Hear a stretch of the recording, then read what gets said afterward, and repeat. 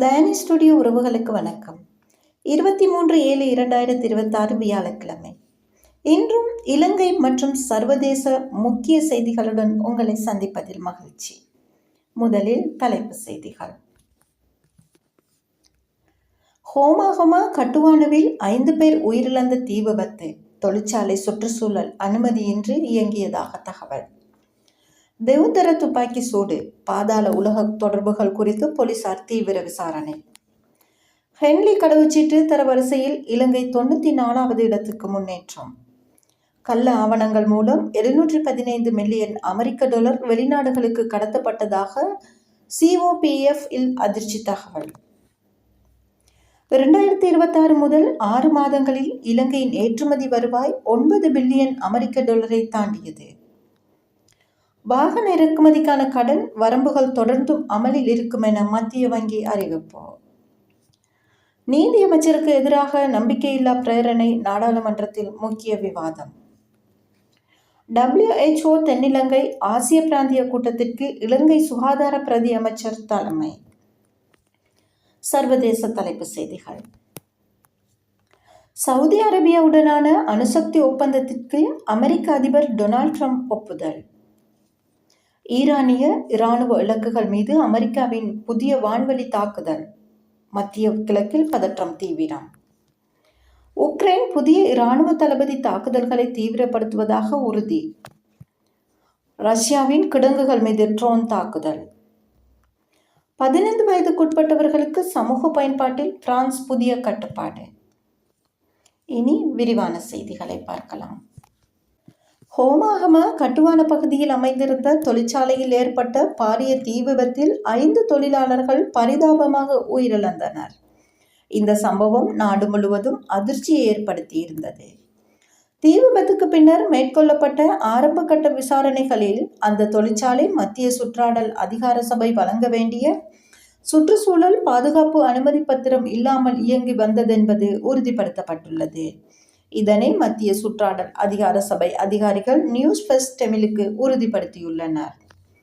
ஆரம்ப தகவலின்படி தொழிற்சாலையில் தீப்பற்றக்கூடிய இரசாயன பொருட்கள் மற்றும் உற்பத்தி மூலப்பொருட்கள் இருந்திருக்கலாம் என சந்தேகிக்கப்படுகிறது.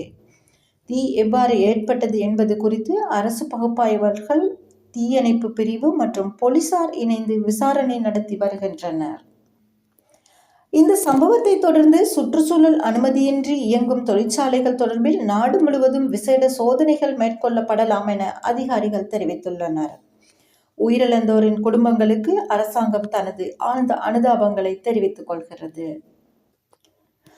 தெவுந்தரை துப்பாக்கி சூடு, பாதாள உலக தொடர்புகள் குறித்து தீவிர விசாரணை. மாத்தறை தெவுந்தரை பகுதியில் அண்மையில் இடம்பெற்ற துப்பாக்கி சூட்டு சம்பவம் தொடர்பாக போலீசார் தீவிர விசாரணைகளை முன்னெடுத்து வருகின்றனர். இந்த தாக்குதலில் திட்டமிட்டு கொல்லப்பட்ட குறிவைத்த துப்பாக்கி சூடாக இருக்கலாம் என்ற கோணத்தில் விசாரணைகள் நடைபெறுகின்றன. குறிப்பாக இந்த சம்பவத்துக்கு இலங்கையின் பாதாள உலக குழுக்களுக்கு இடையிலான மோதல் அல்லது பழிவாங்கும் நடவடிக்கை தொடர்புடையதா என்பதை குற்றப்புலனாய்வு திணைக்களம் மற்றும் ஒழுங்கமைக்கப்பட்ட குற்றப்பிரிவு ஆராய்ந்து வருகிறது. சம்பவ இடத்திலிருந்து துப்பாக்கி, தோட்டாக்கள் உள்ளிட்ட பல சான்றுகள் மீட்கப்பட்டுள்ளன. அருகிலுள்ள CCTV காட்சிகள், தொலைபேசி தகவல்கள் மற்றும் சந்தேக நபர்களின் நகர்வுகள் ஆய்வு செய்யப்படுகின்றன. இந்த சம்பவத்துடன் தொடர்புடையவர்கள் விரைவில் கைது செய்வதற்கான நடவடிக்கைகள் முன்னெடுக்கப்பட்டுள்ளதாக போலீசார் தெரிவித்துள்ளனர்.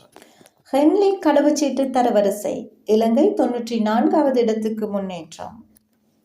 உலகின் சக்தி வாய்ந்த கடவுச்சீட்டுகளை மதிப்பீடு செய்யும் ஹென்லி பாஸ்போர்ட் இண்டெக்ஸ் 2026 தரவரிசையில் இலங்கை 94வது இடத்தை பெற்றுள்ளது.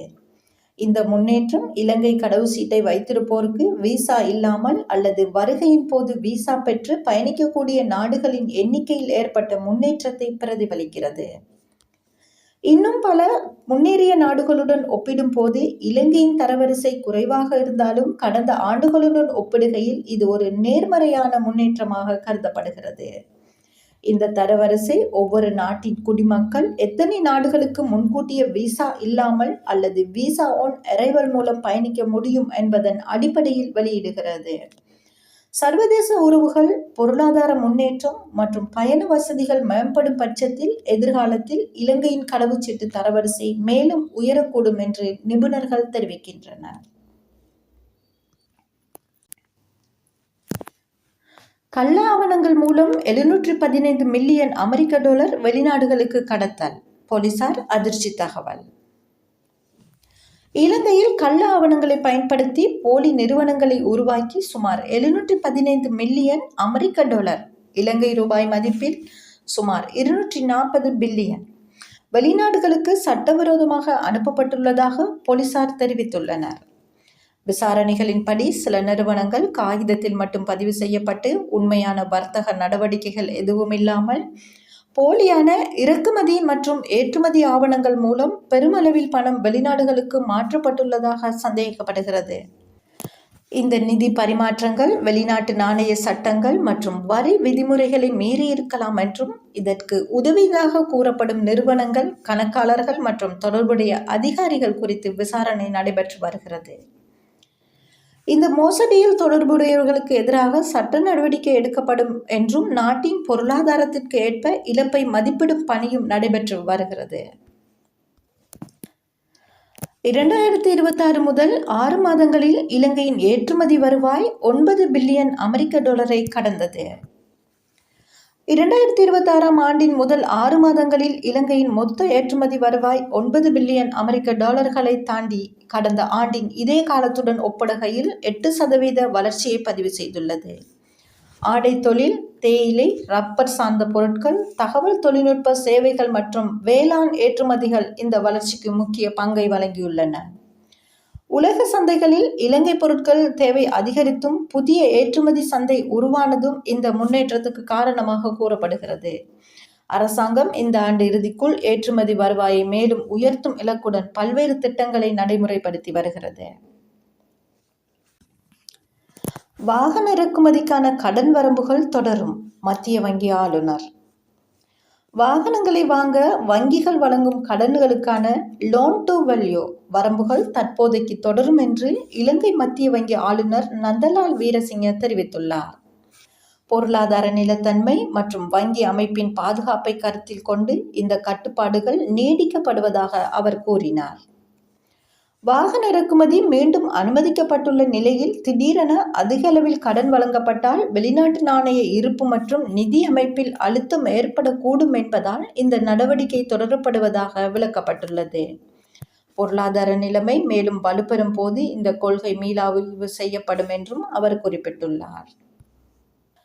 நீதி அமைச்சருக்கு எதிரான நம்பிக்கையில்லா பிரேரணை நாளை நாடாளுமன்றத்தில் முக்கிய விவாதம். நீதி அமைச்சருக்கு எதிராக எதிர்க்கட்சியால் கொண்டு வரப்பட்டுள்ள நம்பிக்கையில்லா பிரேரணை தொடர்பான விவாதம் நாளை நாடாளுமன்றத்தில் நடைபெற உள்ளது. அமைச்சரின் சில தீர்மானங்கள் மற்றும் நிர்வாக நடவடிக்கைகள் தொடர்பாக எதிர்க்கட்சிகள் கடும் விமர்சனங்களை முன்வைத்துள்ளன. அதேவேளை அரசாங்கம் இந்த பிரேரணையை தோற்கடிக்க போதிய பெரும்பான்மை ஆதரவு இருப்பதாக நம்பிக்கை தெரிவித்துள்ளது. இந்த விவாதம் அரசியல் ரீதியாக முக்கியத்துவம் வாய்ந்ததாக கருதப்படுவதுடன் நாடாளுமன்றத்தில் சூடான விவாதம் நடைபெறும் எனவும் எதிர்பார்க்கப்படுகிறது. WHO தென்கிழக்கு ஆசிய கூட்டத்திற்கு இலங்கை தலைமை. இந்தியாவின் புதுடில்லியில் நடைபெற்ற உலக சுகாதார அமைப்பின் தென்கிழக்கு ஆசிய பிராந்திய கூட்டத்திற்கு இலங்கையின் சுகாதார பிரதி அமைச்சர் ஹன்சிகா விஜயமுனி தலைமை தாங்கியுள்ளார். இந்த கூட்டத்தில் தென்கிழக்கு ஆசிய நாடுகளின் சுகாதார அமைச்சர்கள் மற்றும் உயர் அதிகாரிகள் கலந்து கொண்டு தொற்று நோய் தடுப்பு, பொது சுகாதாரம், தடுப்பூசி திட்டங்கள் மற்றும் டிஜிட்டல் சுகாதாரம் மற்றும் அவசரகால சுகாதார தயார்நிலை உள்ளிட்ட பல முக்கிய விடயங்கள் குறித்து கலந்துரையாடினர். இலங்கை சார்பில் சுகாதார சேவைகளை மேம்படுத்தும் முயற்சிகள், மருத்துவ வசதிகளை விரிவுபடுத்தும் திட்டங்கள் மற்றும் பிராந்திய நாடுகளுடன் இணைந்து செயல்படுவதற்கான உறுதிப்பாடுகள் வலியுறுத்தப்பட்டன. இந்த மாநாட்டிற்கு தலைமை வகித்து சர்வதேச சுகாதாரத்துறையில் இலங்கையின் பங்கு மற்றும் நம்பகத்தன்மைக்கு கிடைத்த முக்கிய அங்கீகாரமாக கருதப்படுகிறது. அடுத்ததாக சர்வதேச விரிவான செய்திகள். சவுதி அரேபியா அமெரிக்கா அணுசக்தி ஒப்பந்தம். மத்திய கிழக்கில் முக்கியமான மாற்றத்தை ஏற்படுத்தக்கூடிய வகையில் அமெரிக்கா மற்றும் சவுதி அரேபியா இடையே அணுசக்தி ஒத்துழைப்பு ஒப்பந்தம் உருவாகியுள்ளது. அமெரிக்க அதிபர் டொனால்ட் ட்ரம்ப் இந்த ஒப்பந்தத்திற்கு ஒப்புதல் அளித்துள்ளதாக தகவல்கள் வெளியாகியுள்ளன. இந்த ஒப்பந்தத்தின் மூலம் சவுதி அரேபியா தனது அமைதியான அணுசக்தி திட்டங்களை முன்னெடுக்க அமெரிக்க தொழில்நுட்பம் மற்றும் முதலீட்டு உதவியை பெற உள்ளது. சவுதி அரேபியா தனது பொருளாதாரத்தை எண்ணெய் வருவாயில் மட்டும் சார்ந்திருக்காமல் புதிய ஆற்றல் வளங்களை உருவாக்கும் விஷன் 2030 திட்டத்தின் கீழ் செயற்பட்டு வருகிறது. இதில் அணுசக்தி மின்சாரம் முக்கிய பங்காக இருக்கும் என தெரிவிக்கப்பட்டுள்ளது. அமெரிக்கா ஈரான் பதற்றம் தீவிரம். ஈரானிய இராணுவ இலக்குகள் மீது அமெரிக்காவின் புதிய வான்வழி தாக்குதல் மத்திய கிழக்கில் நிலவும் பாதுகாப்பு பதற்றத்தை மேலும் அதிகரித்துள்ளது. ஈரானுடன் தொடர்புடையதாக கூறப்படும் சில இராணுவ இலக்குகள் மீது அமெரிக்க படைகள் புதிய வான்வழி தாக்குதல்களை நடத்தியுள்ளதாக அறிவித்துள்ளது. அமெரிக்க அதிகாரிகளின் தகவலின்படி பிராந்தியத்தில் அமெரிக்க படைகள் மற்றும் கூட்டணி நாடுகளின் பாதுகாப்பை உறுதி செய்வதற்காக இந்த தாக்குதல்கள் மேற்கொள்ளப்பட்டதாக தெரிவிக்கப்பட்டுள்ளது. இதில் ஏவுகணை ஏவுதளங்கள், ஆயுத களஞ்சியங்கள் மற்றும் இராணுவ உபகரணங்கள் சேதமடைந்ததாக கூறப்படுகிறது. இதற்கு பதிலளித்த ஈரான் தனது இறையாண்மையை மீறும் எந்த நடவடிக்கைக்கும் தக்க பதிலடி வழங்கப்படும் என்று எச்சரித்துள்ளது. இந்த சம்பவத்தை தொடர்ந்து மத்திய கிழக்கில் புதிய மோதல் வெடிக்கும் அபாயம் குறித்து சர்வதேச சமூகம் கவலை வெளியிட்டுள்ளது. ஐக்கிய நாடுகள் சபை உள்ளிட்ட பல தரப்புகள் இரு நாடுகளுக்கும் இடையே அமைதியை கடைபிடித்து பேச்சுவார்த்தை மூலம் பிரச்சினைகளை தீர்க்க வேண்டும் என்று வலியுறுத்தியுள்ளன. உக்ரைன் ரஷ்யா போர் தாக்குதல்களை தீவிரப்படுத்துவோம். புதிய இராணுவ தளபதி உறுதி. உக்ரைனின் புதிய இராணுவ தளபதி ரஷ்யாவுக்கு எதிராக இராணுவ நடவடிக்கைகளை மேலும் தீவிரப்படுத்தப் போவதாக அறிவித்துள்ளார்.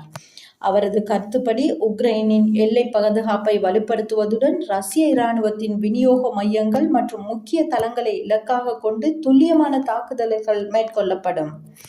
பிரான்சில் புதிய சட்டம். 15 வயதுக்குட்பட்டவர்களுக்கு சமூக ஊடகங்களுக்கு தடை. ஐரோப்பிய நாடுகளில் முதல் முறையாக பிரான்ஸ் அரசு 15 வயதுக்கு உட்பட்ட சிறுவர்களுக்கு சமூக ஊடகங்களை பயன்படுத்துவதற்கு புதிய கட்டுப்பாடுகளை அறிவித்துள்ளது. இந்த சட்டத்தின் நோக்கம் சிறுவர்களின் மனநலம், இணைய பாதுகாப்பு மற்றும் சமூக ஊடக அடிமைத்தனத்தை குறைப்பதாகும். புதிய விதிகளின்படி 15 வயதுக்கு குறைவானவர்கள் சமூக ஊடக கணக்குகளை திறக்க பெற்றோர் அல்லது பாதுகாவலர்கள் உறுதிப்படுத்தப்பட்ட அனுமதி அவசியமாகும். இந்த விதிமுறைகளை நடைமுறைப்படுத்த சமூக ஊடக நிறுவனங்களுக்கு வயது சரிபார்த்து முறைமைகளை வலுப்படுத்த வேண்டும் என அரசாங்கம் வலியுறுத்தியுள்ளது. சிறுவர்களை இணைய தொல்லைகள், தவறான தகவல்கள் மற்றும் ஆபத்தான இணைய சவால்களிலிருந்து பாதுகாக்கும் முக்கிய நடவடிக்கையாக இந்த சட்டம் பார்க்கப்படுகிறது. அதே நேரத்தில் சில மனித உரிமை மற்றும் டிஜிட்டல் சுதந்திர அமைப்புகள் இந்த தடைமுறையில் எவ்வாறு அமல்படுத்தப்படும் என்பது குறித்து கேள்விகள் எழுப்பியுள்ளன. இருப்பினும் குழந்தைகளின் பாதுகாப்பே அரசின் முதன்மை நோக்கம் என பிரான்ஸ் அரசு தெரிவித்துள்ளது. மீண்டும் தலைப்புச் செய்திகள். ஹோமா கட்டுவானவில் 5 பேர் உயிரிழந்த தீ விபத்து. தெவுந்தர துப்பாக்கி சூடு, பாதாள உலக தொடர்புகள் குறித்து போலீசார் தீவிர விசாரணை. ஹென்லி கடவுச்சீட்டு தரவரிசையில் இலங்கை 94வது இடம். கள்ள ஆவணங்கள் மூலம் 715 மில்லியன் அமெரிக்க டாலர் வெளிநாடுகளுக்கு கடத்தப்பட்டுள்ளதாக தகவல். 2026 முதல் 6 மாதங்களில் இலங்கையின் ஏற்றுமதி வருவாய் 9 பில்லியன். வாகன இறக்குமதிக்கான கடன் வரம்புகள் தொடர்ந்தும் அமலில். நீதி அமைச்சருக்கு எதிரான நம்பிக்கையில்லா பிரேரணை நாடாளுமன்றத்தில் முக்கிய விவாதம். WHO தென்கிழக்கு ஆசிய பிராந்திய கூட்டத்திற்கு இலங்கை தலைமை. சவுதி அரேபியாவுடனான அணுசக்தி ஒப்பந்தத்திற்கு அமெரிக்க அதிபர் டொனால்ட் ட்ரம்ப் ஒப்புதல். ஈரானிய இராணுவ இலக்குகள் மீது அமெரிக்காவின் புதிய வான்வழி தாக்குதல். உக்ரைன் புதிய இராணுவ தளபதி தாக்குதல்களை தீவிரப்படுத்துவதாக உறுதி. 15 வயதுக்குட்பட்டவர்களுக்கு சமூக ஊடக பயன்பாட்டில் பிரான்ஸ் புதிய கட்டுப்பாடு.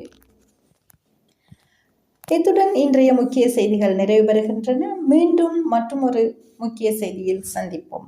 இவ்வாறான செய்திகள் உங்களை உடனுக்குடன் வந்தடைய தயானி ஸ்டுடியோ யூடியூப் சேனலை சப்ஸ்கிரைப் செய்து பெல் ஐக்கானை அழுத்துங்கள். மேலும் இந்த செய்தி குறித்து உங்களது கருத்துக்களையும் கருத்து பகுதியில் பதிவிட்டு லைக், ஷேர் செய்து ஆதரவு தாருங்கள். மற்றொரு செய்தியில் சந்திப்போம். அதுவரை நன்றி கூறி விடைபெறும் நான் உங்கள் அன்பின் தயானி. நன்றி, வணக்கம்.